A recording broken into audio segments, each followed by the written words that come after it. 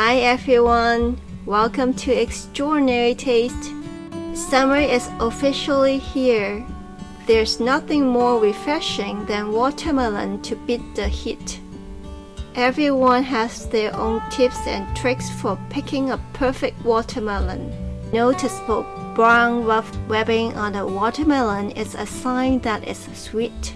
Creamy yellow field spot. Deep, consistent green skin. Heavy with a hollow sound. Small end. Well, this watermelon has everything. Here comes the moment of truth. Let's see what it looks like inside. The color is looking good. I gave it a try. It's not super sweet, but not bad. Looks like those picking tips work. Cutting watermelon can be messy. Let me show you a quick and easy way to cut it into cubes without juice running all around. Once the watermelon is half, cut each half into 4 sections. Position a piece so the flesh is facing up. Make coarse cuts on the top until you reach the rind. Then make parallel cuts along the top edge. Make the final cut along the rind. Repeat the same step on the other side. The number of cuts depends on how big you want the pieces. In this way, the watermelon can be cut neatly without making a mess or juice running all over. Don't throw away the rind. We'll turn it into a sweet and sour treat that's perfect for sandwiches, salads, and side dishes. First, scoop out any remaining red flesh.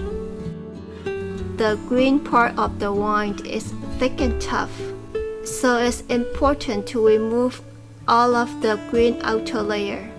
If your peeler isn't sharp or strong enough, use a knife. Place the rind flat on a cutting board.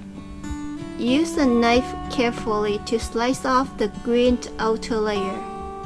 Then rinse and drain. Cut it into coarse strips. Thicker pieces can maintain their shape better and retain more moisture, resulting in a crunchier texture. You can always resize it later when preparing your dish. Place the pieces in a large bowl.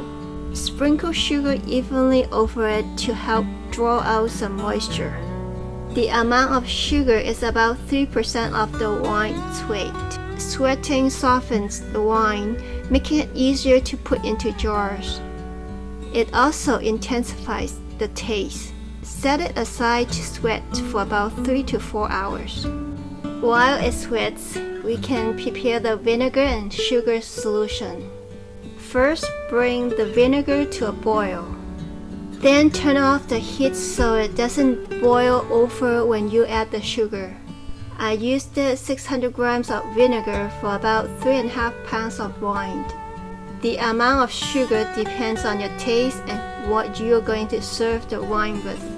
For a suggestion, use equal parts vinegar and sugar if you're serving it as a snack or side dish.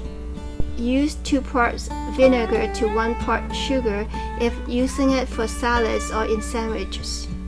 Stir until all the sugar is dissolved. Set it aside to cool. This has been sweating for 4 hours. Squeeze out any excess water before placing them in containers or jars.